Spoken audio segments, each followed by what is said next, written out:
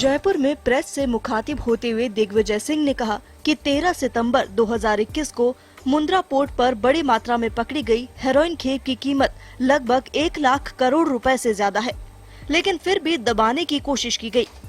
दिग्विजय सिंह ने बीजेपी और मोदी सरकार पर आरोप जड़ते हुए कहा कि बीजेपी ड्रग सप्लायर्स को बढ़ावा दे रही है।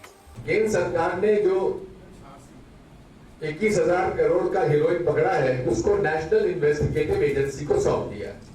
अब नेशनल इन्वेस्टिगेटिव एजेंसी वो है जिसने हर भारतीय जनता पार्टी का विरोध जो से संबंधित आरोपियों को बरी करवाया है। जहां प्रोसिक्यूशन का ये उद्देश्य होता है, लक्ष्य होता है, ध्येय होता है कि अपराधियों को जेल भिजवाएं, लेकिन मोदी शाह सरकार के अंतर्गत नेशनल इन्वेस्टिगेटिव एजेंसी ने उन सब लोगों को बरी करवा दिया जो कि आतंकवादी गतिविधियों में शामिल थे। एक ट्रेडिंग कंपनी का जिक्र करते हुए उन्होंने बताया कि अफगानिस्तान और ईरान होते हुए 21,000 करोड़ का ड्रग आया। इससे पहले भी 1,75,000 करोड़ का ड्रग्स आया है। देश में हेरोइन का कारोबार 5 से 10 लाख करोड़ का हो सकता है। मुंबई में 200 या 300 ग्राम गांजा मिलने पर फिल्म जगत के लोगों को जेल भेजा जाता है, उनके खिलाफ केस बनाया जाता है। उन्होंने जांच एजेंसी की भूमिका पर भी सवाल उठाया। क्या उन लोगों को सामने लाएंगे जो इस अवैधानिक व्यवसाय में लिप्त हैं? क्या भारतीय जनता पार्टी के नेताओं को, जो मैंने सूची आपको दी है, उनके बारे में केंद्र सरकार हमको बताएगी कि एनडीपीएस एक्ट के अंतर्गत उनके खिलाफ क्या कार्रवाई हुई? मीडिया से बात करते हुए दिग्विजय सिंह ने कहा कि मोदी सरकार में राजनीतिक विरोधियों पर ईडी और इनकम टैक्स के छापे मारे जाते हैं। यदि कोई भाजपा में शामिल हो तो उन तमाम आरोपों से मुक्ति मिल जाती है। दिग्विजय सिंह ने नोटबंदी पर भी सवाल उठाते हुए कहा कि सरकार इसमें पूरी तरह फेल रही। न आतंकवाद खत्म हुआ, न ही फेक करेंसी। वहीं दिग्विजय सिंह ने इस दौरान आरएसएस पर भी निशाना साधा। उन्होंने कहा आरएसएस रजिस्टर्ड संस्था नहीं है और न ही इसके चंदे का अब तक कोई हिसाब बताया जाता है। कोरोना में आरएसएस के जो ऑफिशियल ट्विटर हैंडल है उस पर कहा है कि हमने कोविड में 7 करोड़ रुपए का धन इकट्ठा करके बांटा। तो उसने शिकायत की है ईडी को कि जब इनका अकाउंट नहीं है, रजिस्टर्ड संस्था नहीं है, तो ये ब्लैक मनी कहां से आया, इसकी जानकारी हमको देना चाहिए। देश भर में इन दिनों कांग्रेस का महंगाई के खिलाफ हल्ला बोल कार्यक्रम चल रहा है। दिग्विजय सिंह के इस दौरे को भी महंगाई से जोड़ा जा रहा था। फिलहाल उन्होंने महंगाई का जिक्र नहीं किया। ब्यूरो रिपोर्ट, जन टीवी।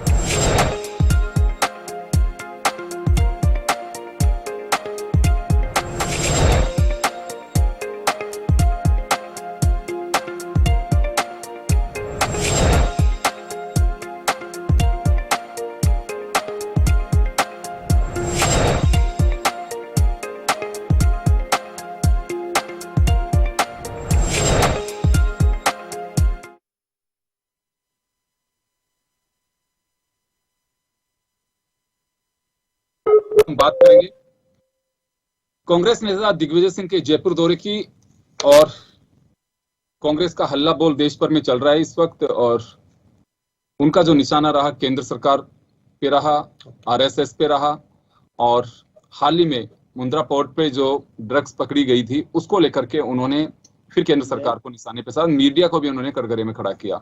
लेकिन एक सवाल ये उठता है कि देश भर में महंगाई के खिलाफ हल्ला बोल हो रहा है, और माना भी यही जा रहा था कि दिग्गी शायद हो सकता है कि कांग्रेस के एजेंडे पे बात करेंगे, लेकिन वो इस एजेंडे को छुए तक भी नहीं। क्या मायने हो सकते हैं? क्या सीधा हमला उनका दूसरे माध्यम से केंद्र पे ही रहा, और ये क्या वजह हो सकती है? चले, हमारे साथ वरिष्ठ पत्रकार यश गोयल साहब जुड़े हुए हैं, मदन राठौड़ साहब भाजपा से जुड़े हुए हैं, और आरसी चौधरी जी कांग्रेस से जुड़े हुए हैं। गोयल साहब, आप सुन पा रहे हैं मुझे?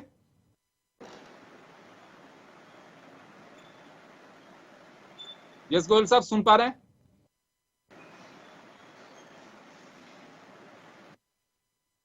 राठौड़ साहब, आपके पास आना चाहूंगा। दिग्विजय सिंह का सीधा हमला प्रधानमंत्री, आरएसएस, बीजेपी और मुंद्रा पोर्ट जो रहा उसको लेकर के उन्होंने सीधा हमला बोला। कुल मिलाकर के बीजेपी के और केंद्र को कटघरे में खड़ा किया है कि ये व्यवस्था है हमारी।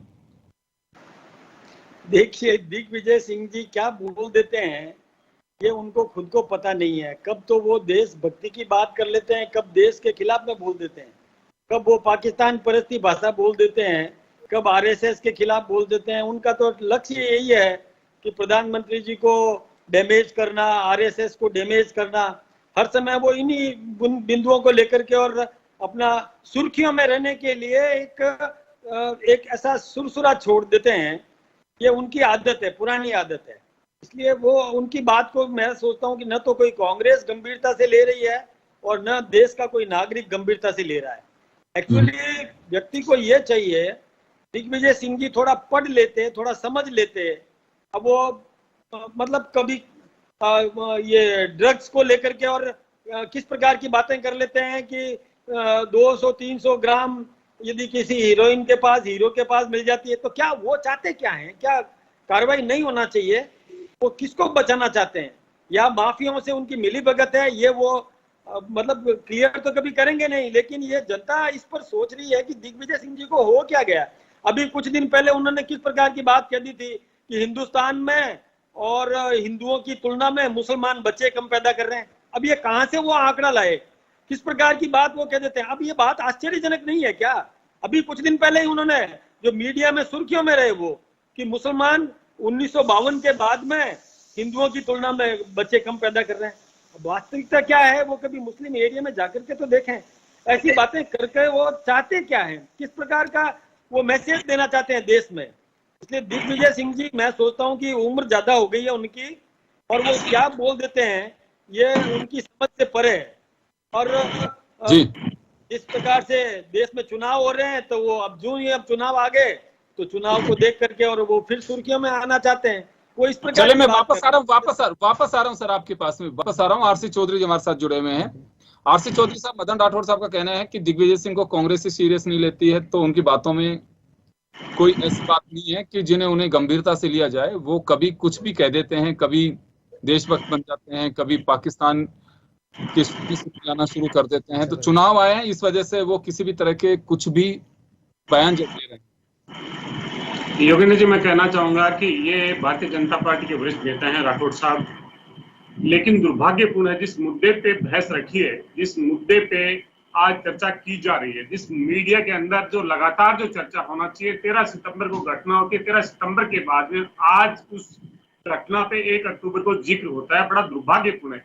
आज भारतीय जनता पार्टी की सरकार, केंद्र की सरकार, अमित शाह और मोदी जी इस देश के अंदर 140 करोड़ लोगों पे सिर्फ 2 लोगों को गंभीरता से लेते हैं। वो है सिर्फ अमित शाह जी और मोदी जी, अडानी और अंबानी जी को, अपने 2 मित्रों को लेते हैं। और नाम लेके कह रहा हूं, इस देश के अंदर चाहे एयरपोर्ट हो, चाहे पोर्ट हो, चाहे ड्राई पोर्ट हो, इस देश के अंदर जिस प्रकार का जो माहौल उन्होंने बनाया है, ये हिंदुस्तान की सबसे बड़ी युवा आबादी जिसने देश के प्रधानमंत्री को चुना था, उस देश के प्रधानमंत्री ने रोजगार समाप्त कर दिए।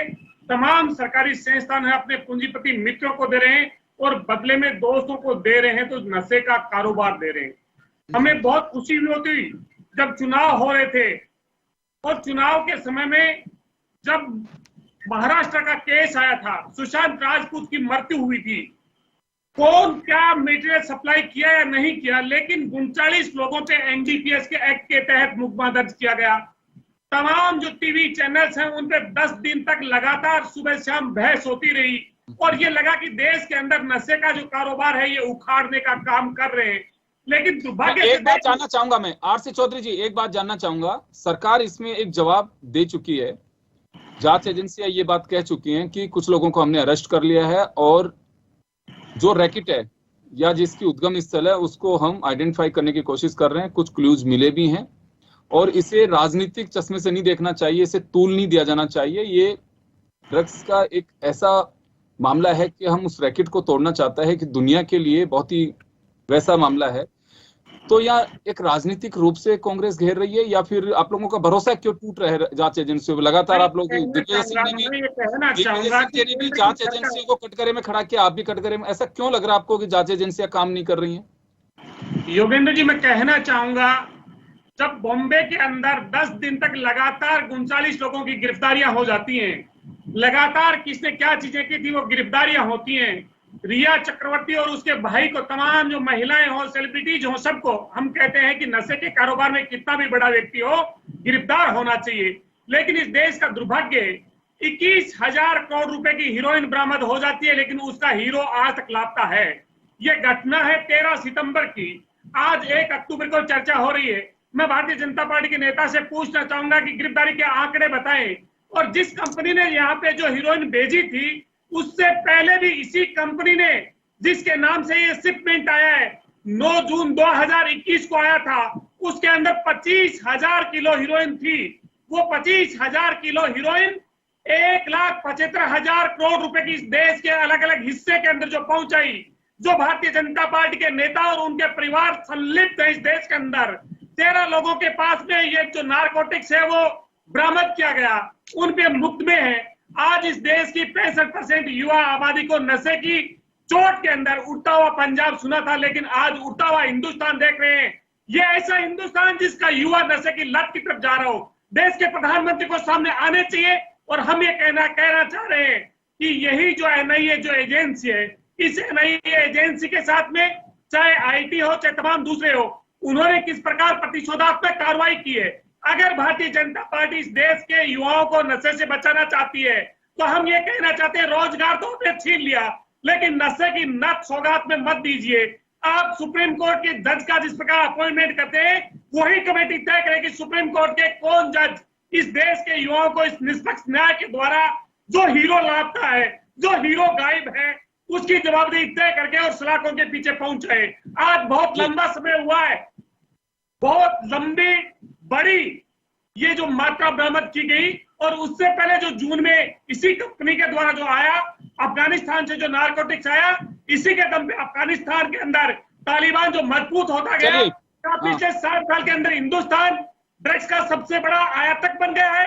क्या सबसे बड़ा अवैध कारोबार यही है? चले मैं जवाब दिलवाता हूँ, जवाब दिलवाता हूँ आरसी चौधरी जी, मैं जवाब दिलवाता हूँ। हमारे साथ यश गोयल साहब भी जुड़े हुए हैं, मैं उनके और भी जाना चाहूंगा। राठौड़ साहब जी, जांच एजेंसियों को कटघरे में खड़ी कर रही है कांग्रेस की जांच एजेंसियां जो केंद्र सरकार चाहती है वैसे ही काम कर रही हैं। मैं आपसे जवाब लूंगा लेकिन यश गोयल साहब के पास जाना चाहूंगा। गोयल साहब, दिग्विजय सिंह जी ने बहुत सारे मुद्दों पे बोला, आरएसएस पे सीधा निशाना साधा उन्होंने ये भी कहा कि ना रजिस्टर्ड ऑर्गेनाइजेशन है और ना ही इसके चंदे का कोई पता चल पाता है कि कहां से चंदा कहां जा रहा है। और ये भी कहा कि देश में जो स्थितियां बन रही है, खासकर ड्रग्स की, मुंद्रा कोर्ट से जो सप्लाई पकड़ी गई 25,000 करोड़ की खेप, उसमें सीधा आरोप लगाया कि बीजेपी नेताओं की मिलीभगत है और प्रोटेक्शन दिया जा रहा है उन लोगों को।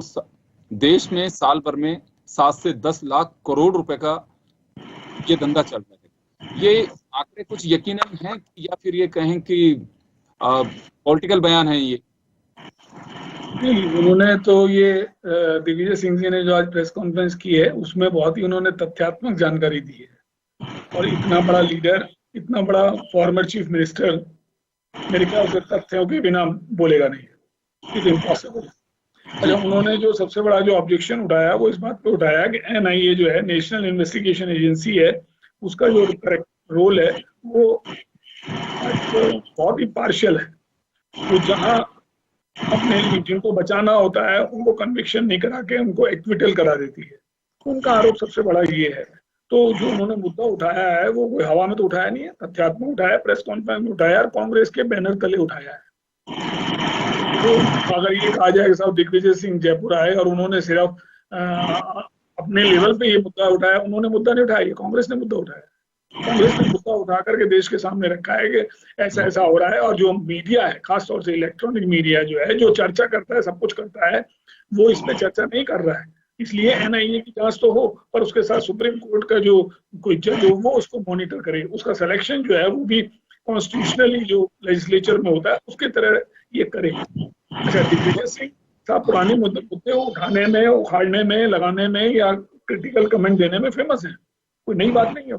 ये झूठा तो नहीं हो सकता। जी गोयल साहब, एक चीज और मैं जानना चाहूंगा, क्योंकि देश भर में इस वक्त महंगाई के खिलाफ, बेरोजगारी के खिलाफ हल्ला बोल रही है कांग्रेस, पूरे देशव्यापी आंदोलन चल रहे हैं, राजस्थान में भी पैदल मार्च भी किया। ये ब्रीफिंग इसी नजरिए से देखी जा रही थी कि शायद दिग्विजय सिंह आएंगे और ब्रीफिंग महंगाई पे, बेरोजगारी पे करेंगे, लेकिन ये मुद्दा बदल गया। तो क्या लगता है कि कांग्रेस एक रणनीति के तहत आने वाले दिनों में मुद्रा कोर्ट पे जिस तरह की स्थितियां बनी हो या फिर जांच एजेंसियों पे उंगली उठाने की बात हो, 5 राज्यों के चुनाव से पहले इससे बड़ा मुद्दा बना सकती है? नहीं, मुद्दा तो है। दिग्विजय सिंह ने दूसरा मुद्दा भी उठाया था, डिमोनेटाइजेशन का, नोट बैन का। नोटबंदी। उन्होंने उसमें सबसे बड़ी बात ये कही थी कि जितने लाख उस वक्त था उससे कई गुना अब मनी फ्लोट कर रही है, ब्लैक मनी, तो वो कहाँ से आई? तो उन्होंने उसका मुद्दा उठाया था और उसका जो बोझ है जो आम जीवन पर है उसका उन्होंने उठाया था। हाँ, बाकी जो महंगाई के मुद्दे थे वो उन्होंने उठाए। चुनाव में ये चीजें उठनी चाहिए, उठेंगी और ये सक्रिय होंगे इस चीजें। और अभी तो सबसे बड़ा जो क्वेश्चन है कि सरकार ये कहे कि भाई एनआईए से हम जांच करा रहे हैं और इस तरह का ये एनडीपीएस एक्ट में इतने इतने केस हैं। उन्होंने जो टोटल केसेस बताए हैं वो करीबन 2 लाख करोड़ का उन्होंने बताया है कि सीजर हुआ है, जो कि 5000 किलोग्राम है। और वो ये कहते हैं कि बॉलीवुड में अगर 100 ग्राम, 200 ग्राम, 300 ग्राम पकड़ा जाता है तो जेलों में डाल देते हैं और वो महीनों बंद पड़े रहते हैं। तो इस एक्ट में जो भेजने वाला है, अज्ञात है, उसको क्यों नहीं कार्रवाई करते? बहुत सारी चीजें जो उन्होंने कांग्रेस के उठाई हैं।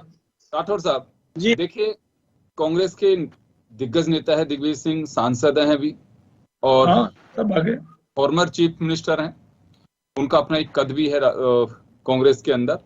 उन्होंने कांग्रेस के बैनर पे, ऐसा नहीं कि वो किसी के समारोह में आए और मीडिया पहुंच गया, चलो उन्होंने अनौपचारिक रूप से बातचीत कर ली, अधिकृत रूप से ब्रीफिंग की है उन्होंने और उसमें आरोप लगाए हैं। और उनका यह भी कहना है कि 25,000 करोड़ की डिक्लेयर की गई है इस ड्रग को, ये 1 लाख करोड़ की थी और सरकार को अपनी ओर से बताया जाना चाहिए कि हाँ वास्तव में कार्रवाई क्या हो रही है और जो इसका सप्लायर है वो कौन है, क्या उसके तक पहुंचने की कोई संभावनाएं हैं। ये देश की सुरक्षा और सेहत से जुड़ा मामला है। देखिए योगेंद्र जी, दिग्विजय सिंह जी ने ये कोशिश की है कि जो एनआईए या जो जांच एजेंसीज है वो अपना डिस्क्लोज कर दे। ये कैसे संभव है? जांच एजेंसी अपना काम कर रही है, कोई भी दोषी बच नहीं पाएगा भारतीय जनता पार्टी के राज में, आप निश्चिंत रहें। और मैं आरसी चौधरी साहब को मैं बताना चाहूंगा कि देखिए, आपने कहा ना कि विषयांतर हो रहा है, विषयांतर नहीं हो रहा है।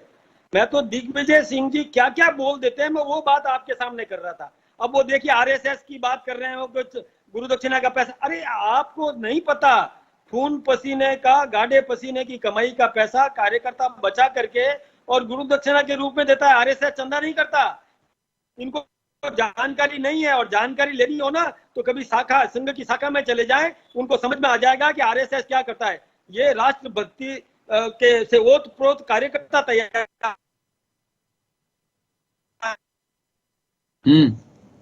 जी राठौर साहब,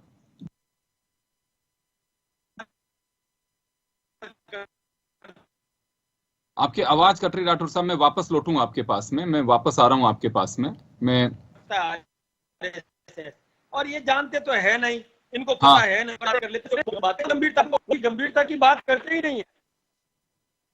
चलिए, एक बात आपने कहा कि जांच एजेंसियां उनको डिस्क्लोज कैसे कर दें, लेकिन जांच एजेंसियों पे उंगली इस वजह से भी उठाई जा रही है, दिग्विजय सिंह के अलावा दूसरे नेता भी उठा रहे हैं कि कहीं छोटी कोई पुड़िया भी मिलती है तो उसको मीडिया में इस तरह से हाईलाइट किया जाता है कि वहां से आती पूरी डेप्थ वेक जाने की कोशिश करती है।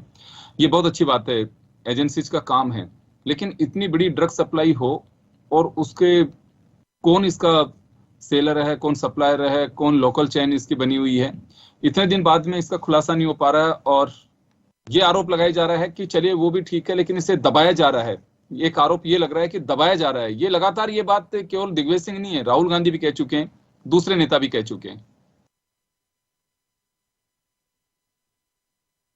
योगेंद्र जी, एनआईए के जो पुराने केस हैं वो ले लें अगर आप, तो जो समझौता एक्सप्रेस के थे, अजमेर ब्लास्ट के थे, मालेगांव के थे और दूसरे थे, उन सब में एक्विटल है जो एक्यूज थे, और जो प्रोसिक्यूशन का दायित्व है कि वो कन्विक्ट्स को सजा दिलाए, कन्विक्शन करे उनका जो एक्यूज्ड हैं। तो उनका आरोप सिर्फ एजेंसी की पद्धति पर है, वो ये नहीं कह रहे कि वो डिस्क्लोज करे। इसलिए उन्होंने शक उठाया, कहा है कि इसके ऊपर एनआईए के साथ सुप्रीम कोर्ट का जज होना चाहिए। बिल्कुल। एक बात और उठती है यहाँ पे, देखिए एनआईए को लेकर के मैंने बीजेपी के मिनिस्टर से भी पूछा था, केंद्र में जो बैठे हुए हैं उनसे, कि सर एक चीज बताइए कि अगर एनआईए पहले कार्रवाई अगर सही कर रहा था तो अब क्यों इतनी जल्दी उनके प्रति लिबरल हो जा रहा, और अगर सरकार के प्रेशर में अगर एनआईए कार्रवाई करता और निर्दोष लोगों को क्यों फंसाया गया, ये तो स्पष्ट किया ही जाना चाहिए। क्यों फंसाया गया? अगर एनआईए को अगर टूल बनाने जाना लगा तो फिर कौन सी एजेंसी बचेगी? उसको तो बनाया ही इसी वजह से गया था जब मुंबई अटैक हुआ उसके बाद में, कि इस तरह के जो घटनाक्रम हो गए एनआईए जांच करेगी, उसकी एक एजेंसी ऐसी होनी चाहिए। लेकिन ये एक सवाल उठता है कि वास्तव में पहले अगर एनआईए ने किसी के प्रेशर में किया तो किसी की जिंदगी तबाह करने का हक किसको है, ये बताया जाना चाहिए।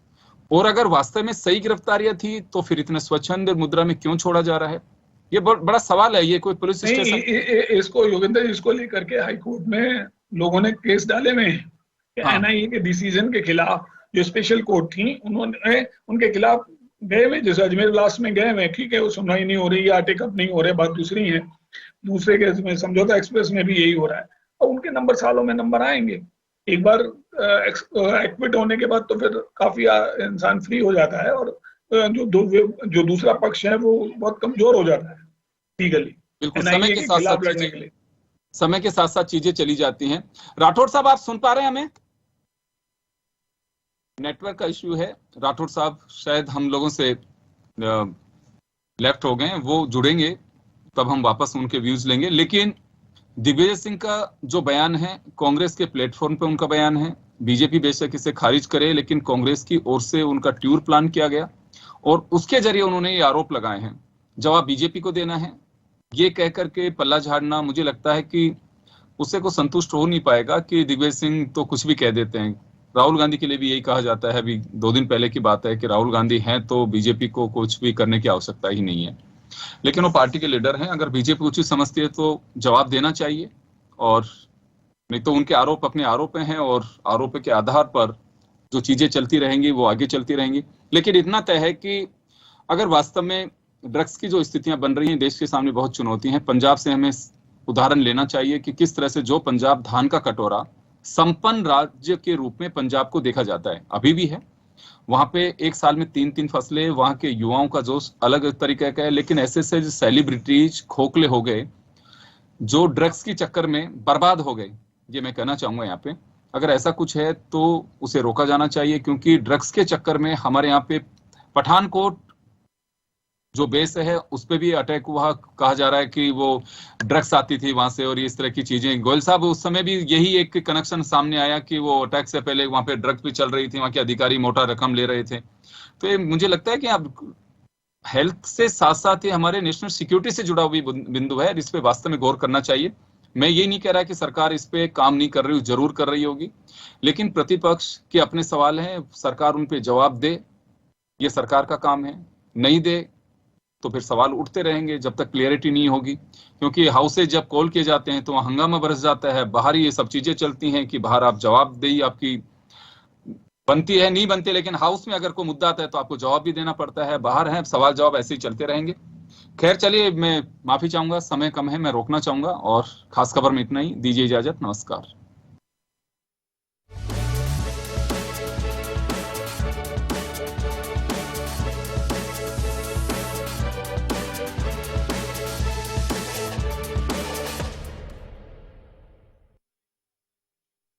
जन टीवी की लेटेस्ट अपडेट पाने के लिए हमारे चैनल को जरूर सब्सक्राइब करें और नोटिफिकेशन पाने के लिए बेल आइकॉन दबाएं।